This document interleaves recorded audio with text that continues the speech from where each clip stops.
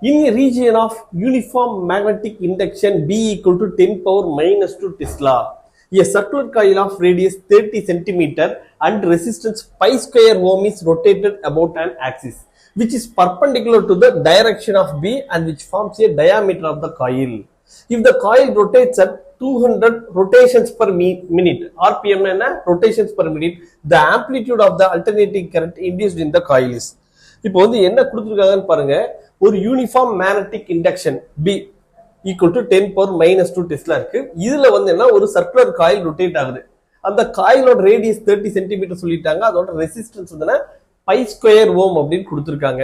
which is perpendicular to the direction of B and which forms a diameter of the coil. Okay, if the coil rotates at 200 rpm, ஒரு மினிட்டுக்கு 200 rotations இருக்குன்னா the amplitude of alternating current induced in the coil என்ன அப்படிங்கறது கேக்குறாங்க. இப்போ amplitude of alternating current I0 ஓட value வேணும்னா epsilon naught divide by R அப்படின்னு சொல்லலாம். எப்சிலான் நாட் ஓட வேல்யூ வந்து என்னன்னா NBA ஒமேகாங்கிறது ஃபார்முலா. ஆனா இங்க என்ன நம்பர் ஆஃப் டர்ன்ஸ் வந்து ஒரே ஒரு டர்ன் தான். சரியா, நம்பர் ஆஃப் டர்ன்ஸ் ஸ்பெசிஃபை பண்ணலன்னா சிங்கிள் டர்ன் அப்படின்னு எடுத்துக்கணும். அப்ப என்ன வரும்னா BA omega divide by R.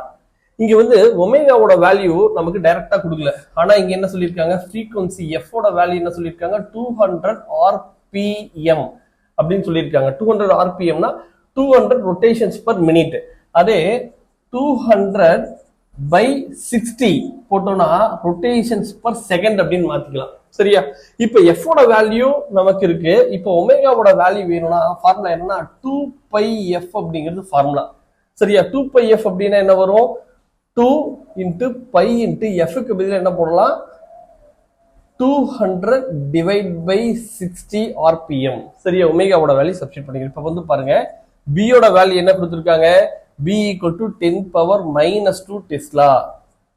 Area என்ன பை ஆர் ஸ்கொயர். இங்க வந்து என்ன ரேடியஸ் ஆர் தான் சொல்லியிருக்காங்க. ரேடியஸ் வந்து என்ன 30 சென்டிமீட்டர்னு கொடுத்துருக்காங்க. 30 into 10 power minus 2 மீட்டர். இப்ப ஏரியா வேணும்னா ஃபார்முலா என்ன பை ஆர் ஸ்கொயர்ங்கிறது ஃபார்முலா. அப்ப பை இன்ட்டு ஆர் ஸ்கொயர்னா என்ன 30 into 10 power minus 2 the whole square. சரியா, இப்ப இதை சப்ஸ்டிட் பண்ணிக்கலாம். அப்ப ஏரியா ஏக்கு பதிலா பாருங்க பை இன்ட்டு ஆர் ஸ்கொயருக்கு பதிலா 30 ஸ்கொயர் இன்ட்டு 10 power minus 4. இங்க பாருங்க 30 into 10 power minus 2 the whole square இருக்கு. இத 30 ஸ்கொயர் into 10 power minus 4 எழுதிட்டேன். ஒமேகாவோட வேல்யூ இப்பதான் பார்த்தோம். என்ன 2 into pi into 200 divide by 60. சரியா, டிவைட் பை ரெசிஸ்டன்ஸ் R ஓட வேல்யூ என்ன கொடுத்திருக்காங்கன்னா பை ஸ்கொயர் ஓம் அப்படின்னு கொடுத்திருக்காங்க. Pi square ohm. இவங்க பாருங்க மேல பை இருக்கு, இந்த பை ஸ்கொயர் இருக்கு, கேன்சல் ஆயிடுச்சு. மீதி நம்ம ஜஸ்ட் சிம்பிளை பண்றதுதான். மேல வந்து பாருங்க 30 ஸ்கொயர் 30 into 30 வச்சுக்கலாம். இன்ட்டு இந்த போட்டோமா. நெக்ஸ்ட் வந்து பாருங்க 2 into 200 இருக்கு. 2 into 200 2 into 100 வச்சுக்கலாம். டிவைட் பை 60 இன்ட்டு இப்போ வந்து பாருங்க 10 power minus 2 into 10 power minus 4 10 power minus 6 அப்படிங்கிறது இருக்கு. ஓகே, இப்போ இதை சிம்பிளை பண்றதா 30 into 2 60 60 கேன்சல் ஆயிடுச்சு. அப்ப இது என்ன வருது 60 into இது வந்து என்ன சொல்லலாம் 10 ஸ்கொயர் into 10 power minus 6. அப்ப என்ன வரும் 10 power minus 4 வரும். இல்லாட்டி 6 into 10 power minus 3 ஆம்பியர். இத 6 மில்லி ஆம்பியர் அப்படின்னு சொல்லலாம். சோ the correct answer வந்து 6 milli ampere. Next question, if n is the number of turns in a coil, the value of self inductance varies as. இப்ப ஒரு coil இருக்கு. ஒரு if n is the number of turns in a coil, அதோட self inductance nங்கிறது number of டர்ன்ஸ்னா அதுக்கான self இண்டக்டன்ஸ்க்கான formula பாருங்க mu naught n square a by l அப்படிங்கிறது ஃபார்முலா. இதுல mu naughtங்கிறது பெர்மியபிலிட்டி ஆஃப் ஃப்ரீ ஸ்பேஸ், இது ஏங்கிறது area of cross section of the coil, எல்ங்கிறது வந்து லெங்த் ஆஃப் த காயில். அப்படின்னா L is proportional to n square அப்படிங்கிறது வருது. If n is the number of turns in a coil, then the value of self inductance varies as n square. Next question, the current in a self inductance L is equal to 40 millihenry is to be increased uniformly from 1 ampere to 11 ampere in 4 millisecond. The EMF induced in the inductor during the process is. வந்து பாருங்க ஒரு காயிலோட self inductance கொடுத்துட்டாங்க 40 milli ஹென்ரின்னு சொல்லிட்டாங்க. Current வந்து என்ன 1 ஆம்பியர்ல இருந்து 11 ஆம்பியருக்கு யூனிஃபார்மா increase ஆகுது. எவ்வளவு நேரத்துல 4 milli செகண்ட்ஸ்ல. the EMF induced in the inductor during the process என்ன அப்படிங்கறத கேக்குறாங்க. EMF induced வந்து பார்த்தோம்னா நம்ம என்ன வச்சுக்கலாம், எப்சிலான் அப்படின்னு வச்சுக்கலாம். Epsilon is equal to formula என்னன்னா L into di/dt. இப்போ வந்து என்னன்னா EMF தான் கேக்குறாங்க. எல்லோட value 40 milli henry, 40 into 10⁻³ current எப்படி வேரி ஆகுது, நமக்கு 1 ஆம்பியர்ல இருந்து 11 ஆம்பியருக்கு மாறுது. 11 - 1 அப்படின்னு போட்டுக்கலாம். டிவைட் பை dt டைம் என்ன 4 மில்லி செகண்ட், 4 into 10⁻³ செகண்ட். அப்ப 10⁻³ 10⁻³ கேன்சல் ஆயிடுச்சு. இப்ப 40 into மேல என்ன இருக்கு 11 - 1 10 டிவைட் பை 4 4 கேன்சல் ஆச்சுன்னா என்ன வரும் 100 வோல்ட் அப்படிங்கிறது வரும். So the correct answer is 100 volt. Next question, in an inductor of self inductance L is equal to 2 millihenry, current changes with time according to the relation I is equal to t square exponential of minus t. At what time the EMF is 0? இப்போ வந்து பாருங்க EMF எப்ப 0 ஆகும்னு கேக்குறாங்க. இதுக்கான formula EMF is equal to -L into di/dt formula. சரியா, இப்ப EMF 0 ஆகணும்னா என்ன அர்த்தம்னா di/dt யோட வேல்யூ 0 ஆகணும்னு அர்த்தம். சரியா, -L into di/dt Lக்கு ஒரு வேல்யூ இருக்கு, அப்ப அது 0 கிடையாது. di/dt தான் 0 ஆகணும். ஆனா ஐயோட வேல்யூ என்ன கொடுத்துருக்காங்க, t square exponential of -t கொடுத்துருக்காங்க. இதை டிஃபரன்ஷியேட் பண்ணும். அப்ப d/dt ஆஃப் ஐக்கு பதில் என்ன சப்ஸ்டிட்யூட் பண்ணும், t square exponential of -t equal to 0ன்னு போடணும்.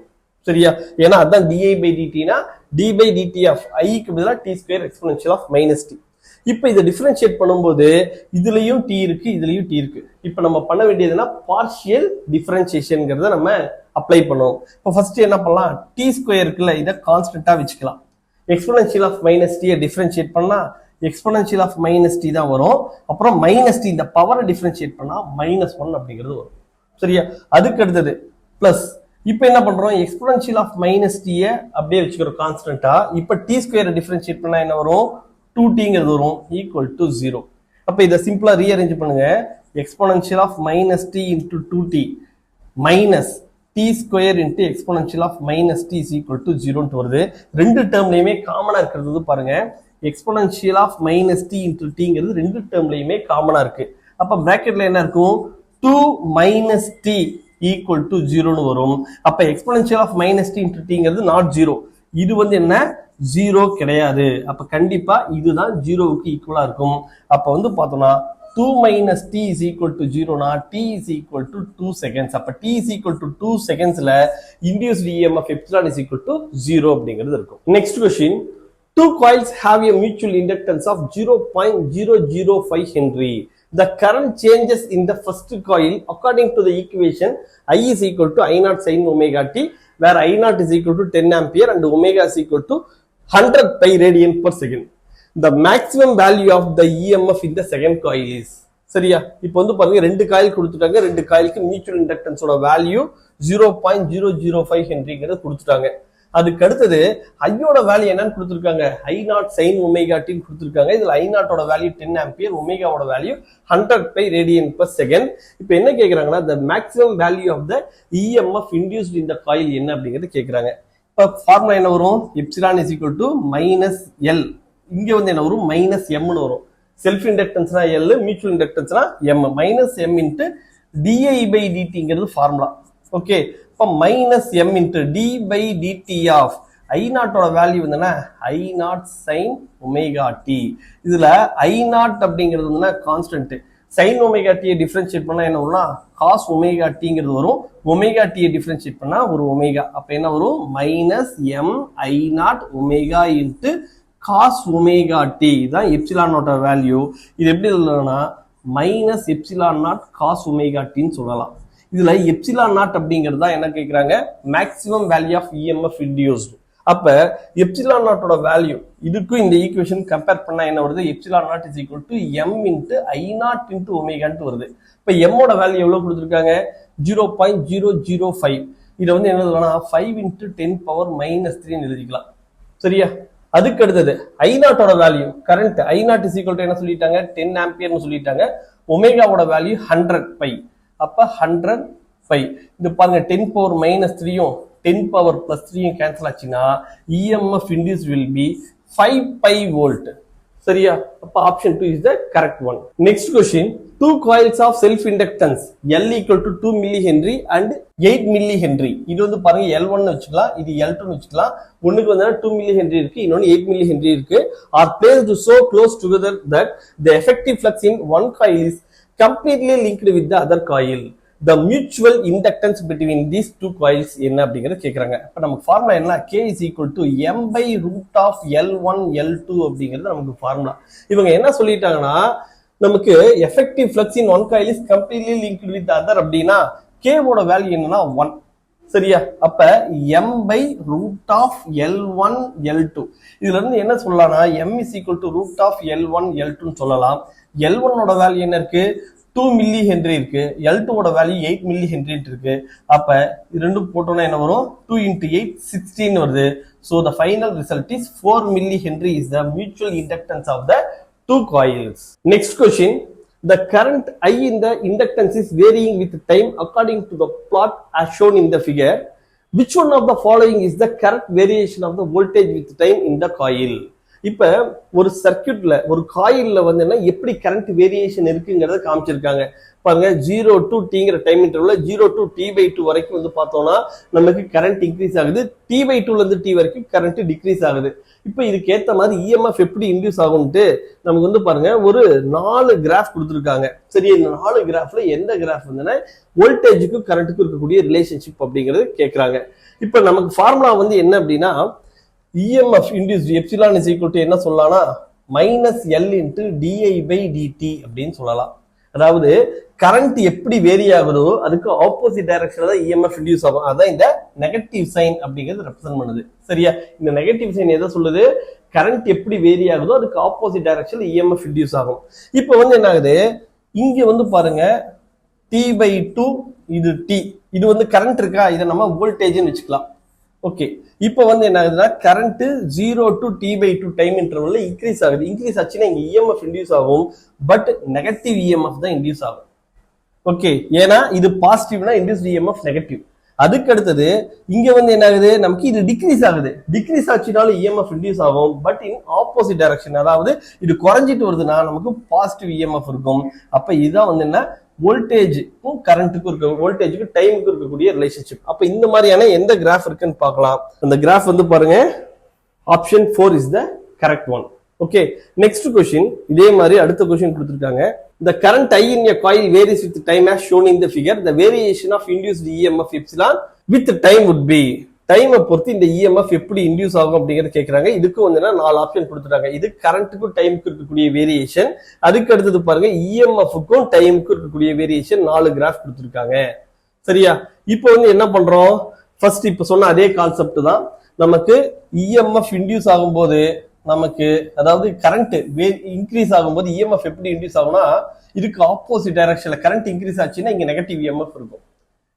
அதுக்கு அடுத்தது இந்த இடத்துல கரண்ட் சேஞ்ச் இல்ல, அப்ப இங்க EMF-லயும் சேஞ்ச் இல்ல. அப்ப பாருங்க 0 to t/4 வரைக்கும் கரண்ட் இன்க்ரீஸ் ஆகுது, அப்ப நெகட்டிவ் EMF வருது.